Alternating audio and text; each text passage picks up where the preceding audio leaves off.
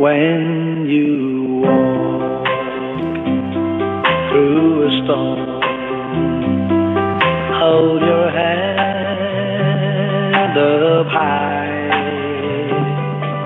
and don't be afraid of the dark. At the end of the storm, there's a golden sky and the sweet silver song of love. Hello and welcome to You'll Never Walk Alone World. We're back in our live show, and well, today is a sad day for football. Unfortunately, Diego Armando Maradona died today at age 60. Maradona, one of the two best players to ever play, for many people, the best player to ever play football. He died today, and well, descanse en paz, Diego Armando Maradona. We will always remember him on the pitch. But well, we also have a very special show today. We are back live. We're going to talk about Liverpool Football Club. And today we have a very special guest. We're very, very happy to have him here on the show. He's a writer. He has written some books. He writes for some pages. He's the director of LobScouse Media. So we're very happy to have Mike Nevin. So let's bring Mike to the show. Hi, Mike. Hello, welcome. boys. How are you? Yeah, I'm good. I mean, I'm really pleased that you introduced there with reference to Maradona because, I mean, when I was growing up, I mean, I'm a left-footed player.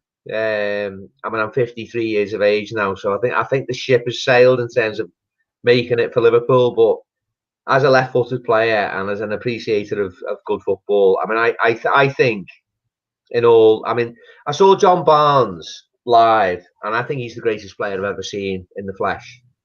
Mainly because Dalglish was just a little bit too old when I started going to the games. So Dalglish was getting on towards 30 years of age. He probably still unbelievable. Still, like, you know, probably the best player.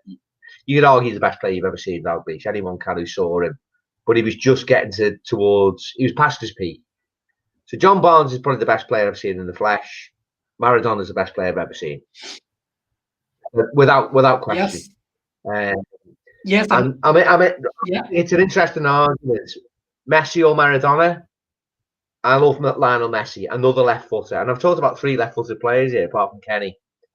I'd like to see Messi ride some of the tackles that Maradona had to withstand. Totally. And anyway, all I want to say is R.I.P. Diego. What a fucking player. Yes, totally. What a player! I mean, I got to see the end of his career, and well, controversial player. I mean, lots of scandals, but I think in the end, we will remember what he did on the pitch. Amazing player. Rest in peace, Maradona. But well, Mike, we're very happy to have you here. I mean, you're a writer, a great Liverpool Football Club fan. So first of all, let's start. How did you become a Liverpool Football Club fan? Well, I mean, first and foremost, born in Liverpool. Born about 2 miles from where Anfield is, right in the city centre. Grew up about 5 miles away from Anfield. And my dad was a Liverpool fan, so I didn't really have any choice. But the funny thing is, my dad could quite easily have been an Evertonian because my dad's dad, my granddad, he supported Everton, right? But my dad's first ever game was Everton's record defeat. So my dad got taken to Goodison and Everton lost 10-4 to Tottenham Hotspur. So my dad decided to support Liverpool. And that's because I just listened to my dad. So that's it. But that's going back to the 1950s. So my dad's first game, 1950s. My first match was actually the 1974 FA Cup final, which makes me sound older than I am because I was only 6 years of age, and it was my first ever game. Wow. And this morning, to do the book I'm writing at the minute, which is about Liverpool in the very early 80s, I was on the phone to Kevin Keegan. Now, obviously, Wow. Kevin Keegan, to another generation of Liverpool fans, is a bit like Dalglish, a bit like John Barnes, a bit like Ian Rush, I suppose Mo Salah. If you want to take it fair, Robbie Fowler. And so the first goal I ever saw scored in professional football with my own eyes was scored by Kevin Keegan. I was on the phone to him this morning. Absolutely amazing. Wow, that's great. That's great. Whoa, what a phone call. Yeah, And that's why I'm a Liverpool fan. well, but I mean, great. A football legend, Kevin Keegan. And talking about that first game, you said you were 6 years old. I mean, I bet you Yeah. remember lots of things from then. You can even probably remember the smell, the sounds. What can you tell us of that first time you saw a Liverpool? Yeah, definitely. I think that's the thing, and obviously you've got a very international audience listening to stuff like this, and many of them maybe have been to a football match. And I think anyone who's been to a football match, whether it's in Mexico, whether it's in any part of South America, Europe, it's that first sight of the green pitch, and you walk up into that stadium, and immediately you're hooked. But you're right to say that it's also it's the sounds, it's the smells, and I suppose in Britain in those days when I started going, it was the smell of tobacco, it was the smell of beer, and sometimes if you were close to the pitch and it was winter, you sometimes got that unique smell that you get off the grass when it's wet, and you just get this aroma of and all of the things combined to like be an attack on your senses.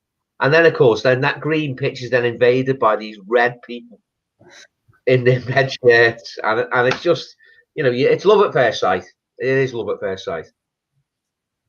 Wow, that's great. We have here Darren O'Connor watching. Hi, Yeah, Darren, great friend. Yes, he has a great podcast, the Liverpool Connection podcast. Amazing podcast with Darren and Stephen from in Austin. So everybody watching, also go to the Liverpool Connection podcast, subscribe to their channel because they have great content and great lads. And but Mike, well, they were doing very, very well until I went on. I believe their listenership has gone down by half since. Sorry.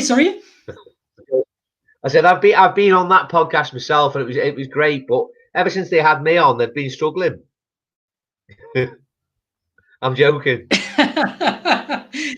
They cannot top that. It's like me. I'm gonna have trouble now to top this show.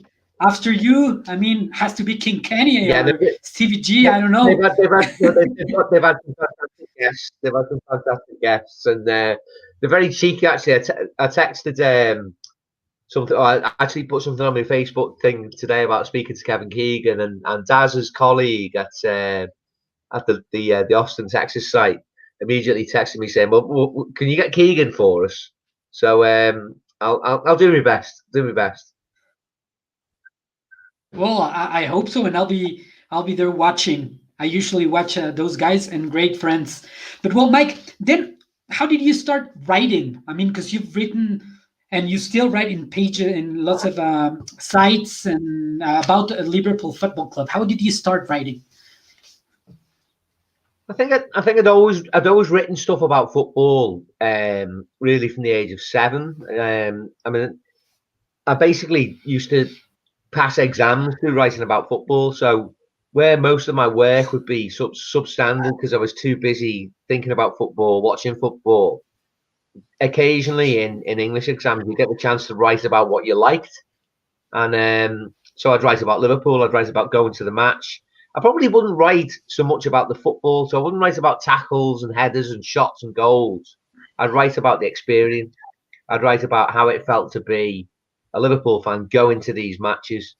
The type of thing that, when you're 5,000 miles away, across the Atlantic Ocean, that maybe you haven't had the chance to do. So, and I've always felt that that's the most interesting thing about football. I'd watch Liverpool if they were playing any kind of sport. As long as if they've got a red shirt on with a liver bird, I don't care what sport they play. I mean, I love football, obviously, and talking about Maradona and Barnes and Dalglish, that they're all artists. But I'd watch Liverpool play anything, and hopefully the same people that go to the match with me would do exactly the same, and I know they would. And I think going to watch Liverpool and then writing about it, you're writing about your life experience rather than the game of football. If you understand what I mean. So I've done it all my Yes, life, yes. and then 10 years ago I actually wrote my first book, which is about Kenny Dalglish's season when he became player manager in 1985 and won the double, won the league championship and the FA Cup, which was incredible because it was in the wake of the Heysel Stadium disaster. I'd been there as a 17-year-old and been very upset about the fact that Liverpool fans had sort of been partly responsible for the death of 39 Juventus fans. Later on, obviously, I was at Hillsborough, and you sort of deal with that all through your life. So I think really when it got to sort of 10 years ago, I thought I need to put a lot of my recollection, a lot of my memories into a book. And I thought, well, the perfect season for me was 85, 86. Kenny takes over as player manager, probably my ultimate hero. And for him when you think about it, he won the league playing and managing the same team, and he wasn't even 40. And we salute Jurgen because he's got the benefit of experience. He's 53. He's actually the same age as me. Jurgen and I actually are 1 month apart. He's 16th of June, 67. I'm 16th of July, 67. So he's a month older than me, Jurgen. Kenny was 39 when he won the league and the cup in the same season, beating Everton to the league and the cup. So, I mean, that was an obvious thing to write about. And then so that got me into it, and people sort of recognised the book. They enjoyed it. I started getting asked to do podcasts to talk about games I'd been to, and that's pretty much been it ever since. And I've just done it. I've done it part time, really, because I mean, most people who write about the game will tell you that it's not spectacular money. It's nice money on top of what you normally earn in what other job you do. But right at the minute, I just want to do it full time. So coming on stuff like this, writing the book I'm writing at the minute, and doing other stuff as well about other sports as well. That's my job now. Yeah, and talk about your books. Where can we find them? I mean, can we get them online, especially if we're people outside of the original book I wrote is called. I can send you a link to the to Amazon where you can still order the book that I wrote a few years ago. So that's called On the March with Kenny's Army, and I think that the subtitle is The Story of the 1985-86 double season. So that's published. It's published privately by myself and my co-author, who's Gary Shaw. So if you go onto Amazon and put On the March of Kenny's Army, Mike Nevin, Gary Shaw, it'll come up and you can get copies. I think you can get a copy for about sort of $10. They're not expensive. There's a few knocking around. Funnily enough, I've only got one copy left, and that's the one that Kenny signed for me. So they are quite rare, but you will be able to get them on Amazon. And then all the stuff I've written, I mean, if anyone wants to sort of research me on Google, if you put Mike Nevin Liverpool into Facebook, a lot of my stuff is on there. And then on Twitter, where I've got a big following on Twitter, it's at Michael T Nevin, and I put all my stuff on Twitter. So if anyone wants to read stuff, the most recent thing I wrote about was Ray Clemence dying the other week, which was very, very sad for me because he was one of my first heroes. And when someone like that dies, you realise that you're actually getting old yourself, and a little part of your childhood disappears overnight. And I spoke to Kevin Keegan obviously this morning, and I know for a fact that hit him hard because Clem is pretty much the same age as Kevin, and Kevin's thinking, Kevin's probably thinking, you know what, that could have been me. That could have been me. And I think that he's obviously very sad. I didn't want to question him too much about it, but ultimately, for me, as I say, that was the last thing I wrote because I generally write stuff when I feel inspired. When Ray Clemence died, I thought I'm going to write something about him tonight. I can't leave it to tomorrow. This is how I feel right now. And the way I see writing and writing about Liverpool, the best stuff always comes from the heart because it's easy to write. And then generally speaking, you'll whack it down on a page, and then the next morning you look at it and think, have I gone overboard about certain things? Quick edit, then bang. Normally it's all right. You just send it in, and ultimately, if it gets published and people enjoy it, then that's actually worth more than any money that you ever get paid for it. It's just about people saying, you know what, I really enjoyed that. Thanks for sharing your memories. I think for a lot of people as well, they read my stuff. It's about being reminded of things that they've forgotten, or alternative for younger people. It's about experiencing a time that they were never able to. I'm fascinated by Liverpool's teams in the 50s and 60s. I wasn't born, but if I get to speak to an old guy who can remember Billy Little, Ian St. John, Roger Hunt, that team, Shankly's team, basically of the 60s, then I'm fascinated. And there's nothing worse than someone who's you ask a quiz question about Liverpool, say, what was the score in the 65 Cup final? And he said, I wasn't born, lad. And I'd say, well, I wasn't either. There's no excuse. Yes, totally, totally, totally. And well, about your books, we're gonna share also the link to get the books, and we will get them definitely. And also talking about Ray Clemens, yes, that news. Great goalkeeper. I mean, me as a Liverpool fan, and also I play as a goalkeeper. It was sad news, very young. So also rest in peace. And but well, Mike, now also you're the director of LobScouse Media. Tell us about LobScouse Media. Well, basically, because I've gone full time now, I felt like I needed to set up my own company because I'm writing the book. I'm writing articles for Darren over in Austin, Texas. I've actually got. I don't know how familiar you are with cricket over there, but it's our summer sport over in the UK. So I write professionally for a magazine called the Cricket Magazine, and I've got another thing on the go, which is a potential film, documentary style about Liverpool's greatest ever victory. Now, when you talk about a greatest ever victory, you could say, well, Istanbul, winning the league title last season by 18 points. But our biggest victory was 11-0 against the team from Norway in 1974. And as a result of that fixture, Norwegians are obsessed with Liverpool. And there's a massive story to it because Liverpool is a Viking city. So in the Middle Ages, we were invaded by the Norwegians in something like 972. And most of the places around Liverpool have Viking names. So there's an incredible symmetry in history between this game in 1974, the current situation. When Liverpool play at home, either before lockdown or once lockdown finishes, the city's full of Norwegians, but we get stick off Everton fans saying, "Oh, that all your fans come from Norway." Well, that's fine because effectively they are descendants of Scousers. So it's a really interesting story, and what I'm sort of getting around to saying is I've got about 4 or 5 different writing projects on the go. So the best thing to do is to form my own company and put it all under the same umbrella, rather than just saying I'm doing this, I'm doing that, I'm doing the other. And as now a full-time writer broadcaster, then it just makes sense to have your own company, so that I can say to firms, this is who I work for, this is my company. If you want to get in touch, then get in touch with me via the name of the firm, which is LobScouse. Now, LobScouse is actually Lapskaus, and that was the name of the stew.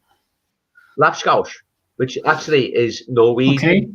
It's a Norwegian dish, and they brought it to Liverpool. That was their stew, and of course, that's where the word scouse comes from.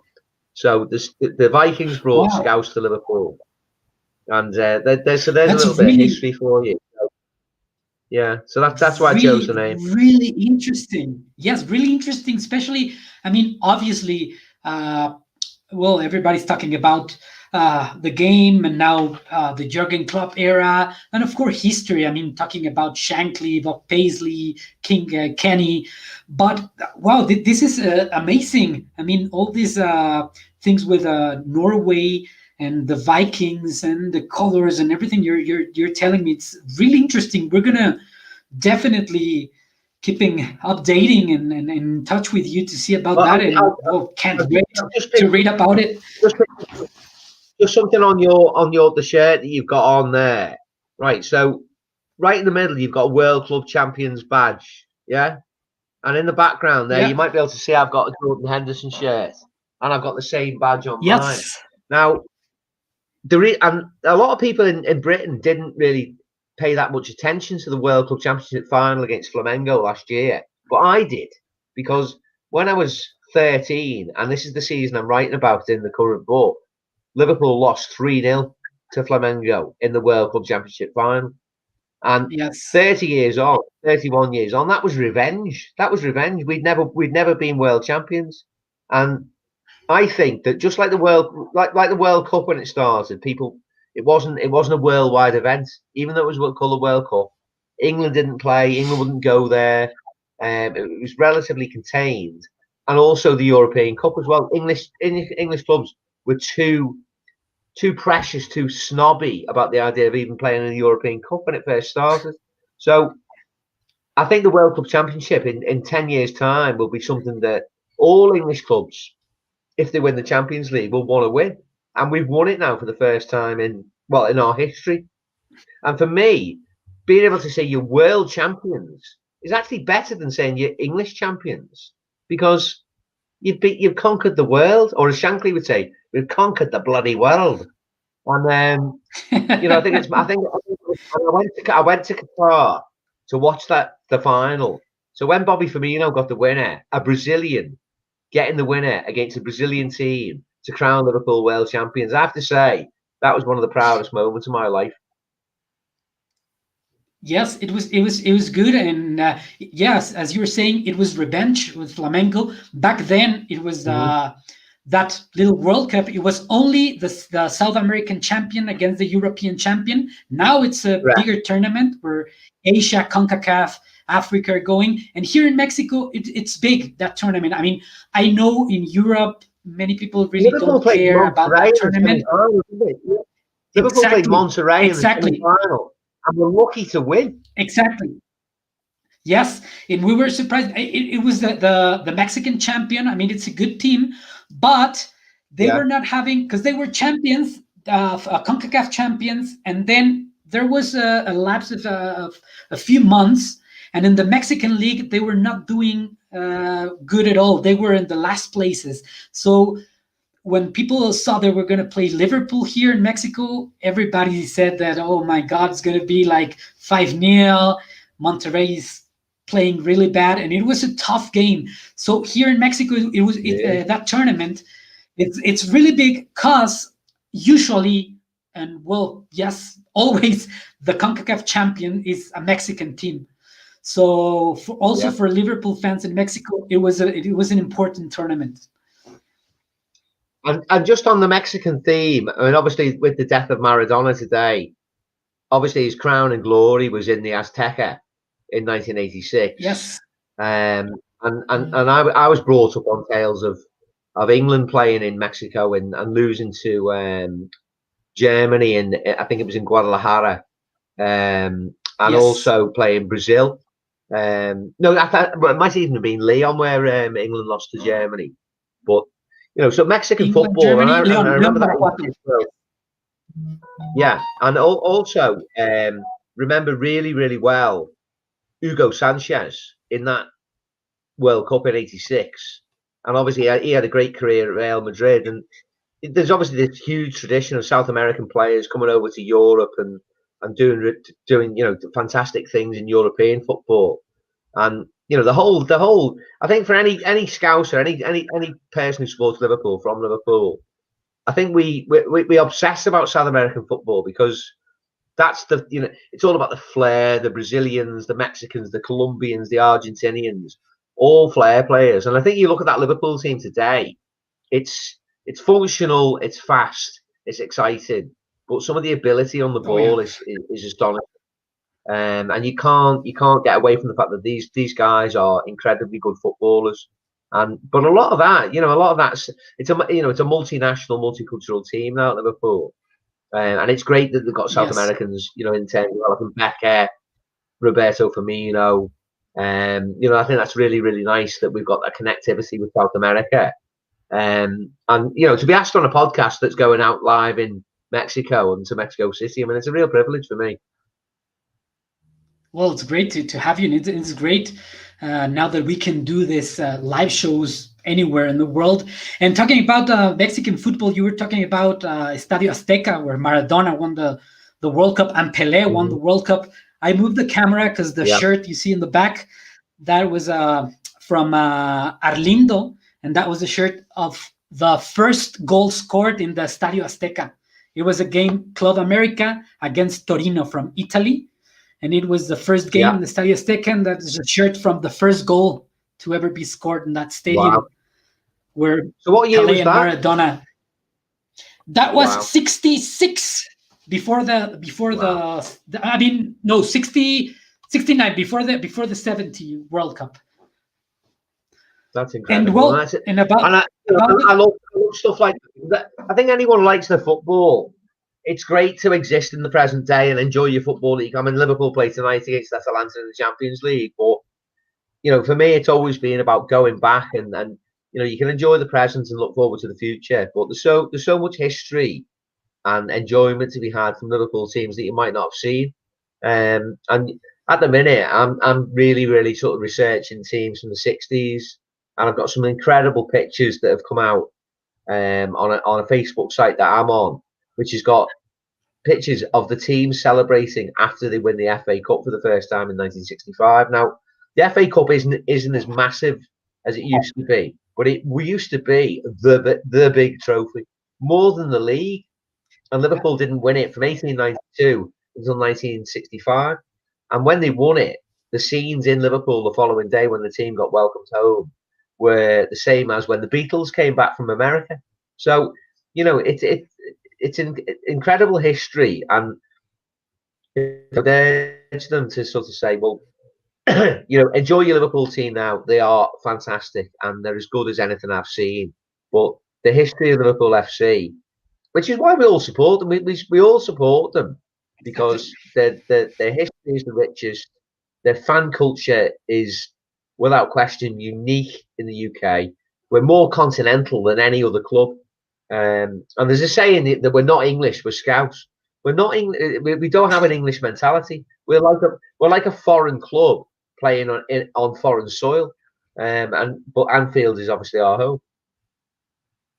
Yes, and totally, and it's not just different than any other team in the UK. It's different than any other team in the world. I see it now that I meet fans all over the world. I mean, it's just a phenomenon because it's really even different. I mean, I know nowadays with the social media, well, from many years now, like Real Madrid, Barcelona, United, Manchester United, they have fans in Asia and all over the world. But it's different with Liverpool.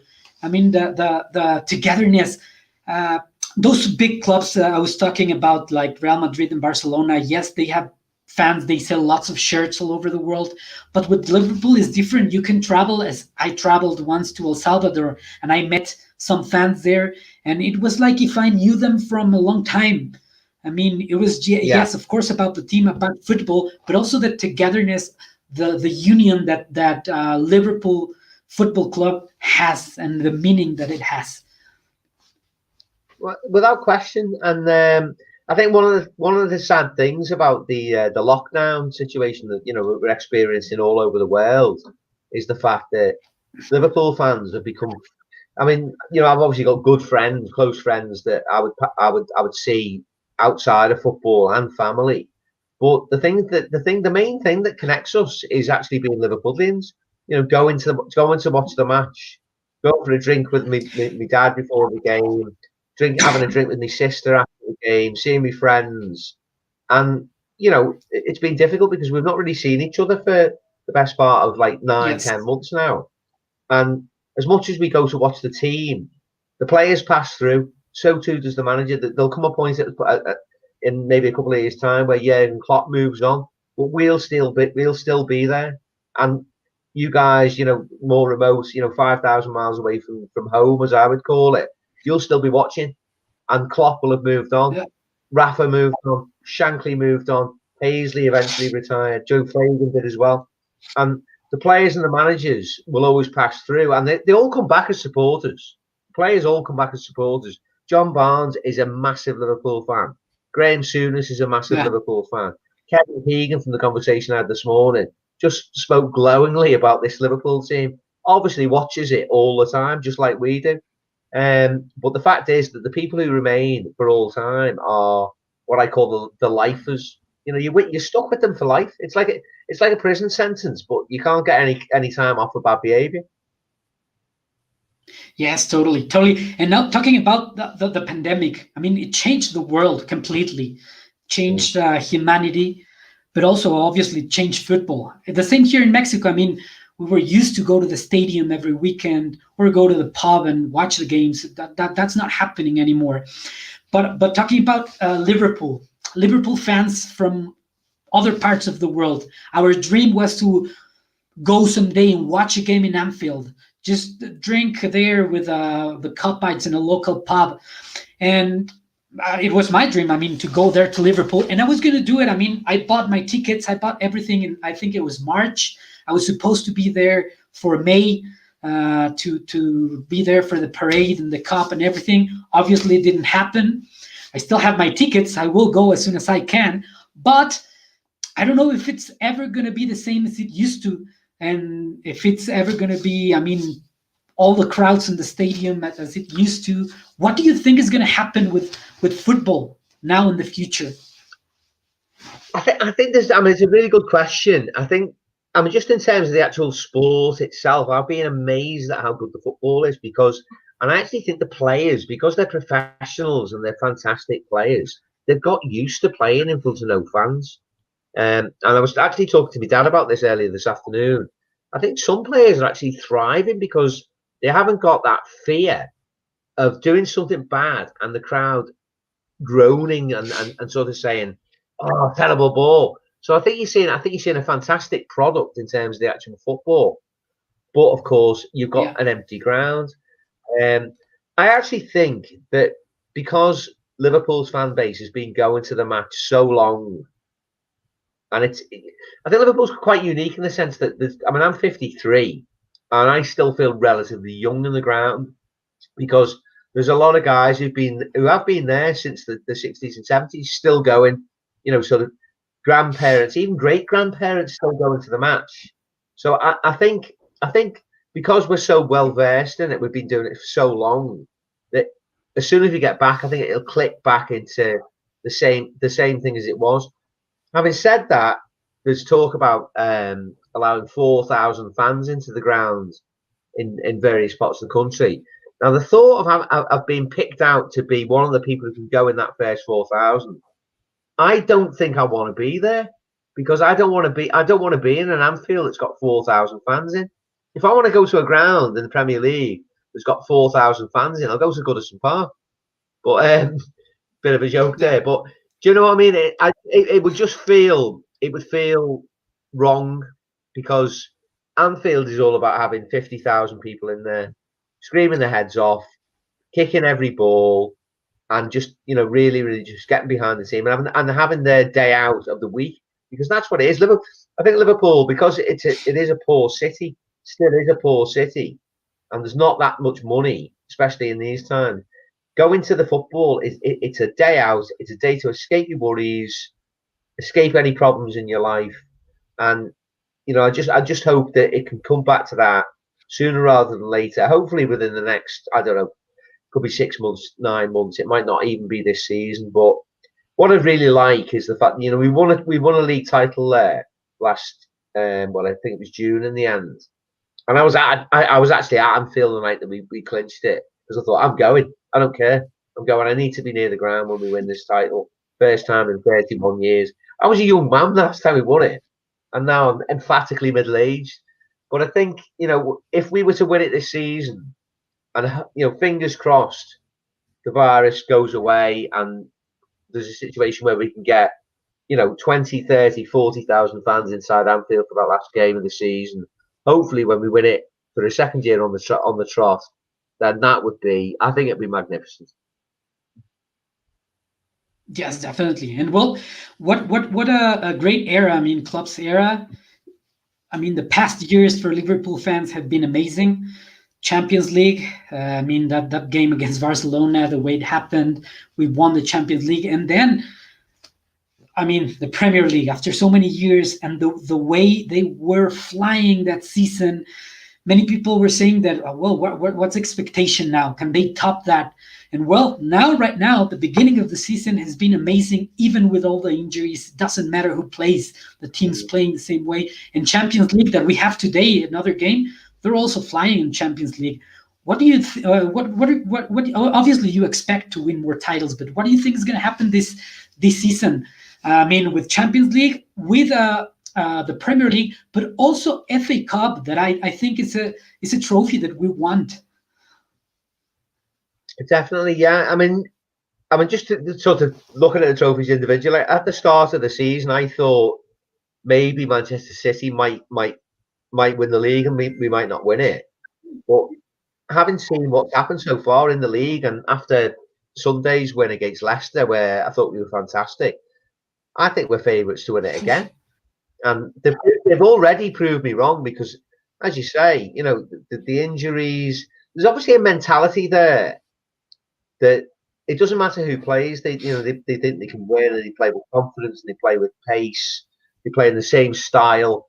But I also think as well that they've got good players. So when you actually talk about players being missing, you know, Curtis Jones comes in. Curtis Jones in 5 years' time will not be deemed to be one of the players they take, oh, we're a little bit under strength. What we're actually seeing from Curtis Jones here is a young lad, probably at the peak of his powers.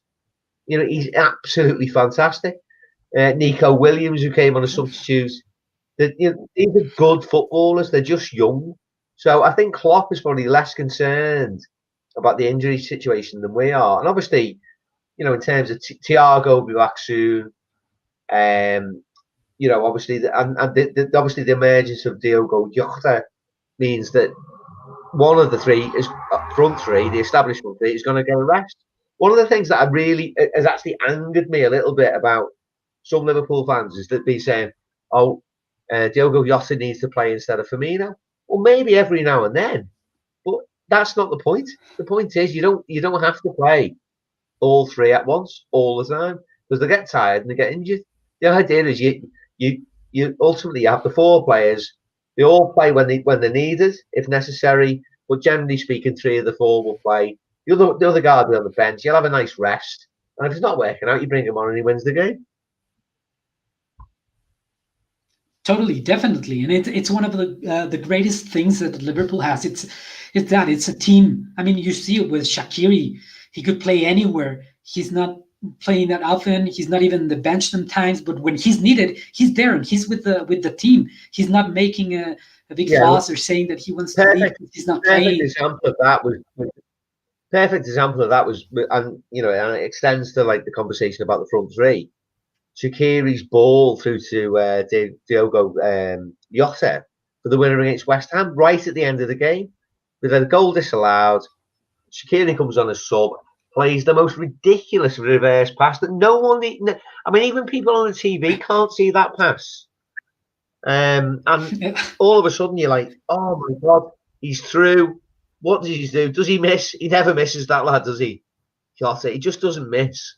And I was actually in a pub, a little bit naughty. We were meant to be locked down, but guy that I sort of stay with, he opened his pub up that day and locked the doors. So it was an invitation only. So there was about 30 of us watching the game, and when that winner went in, it was like being in the Kop.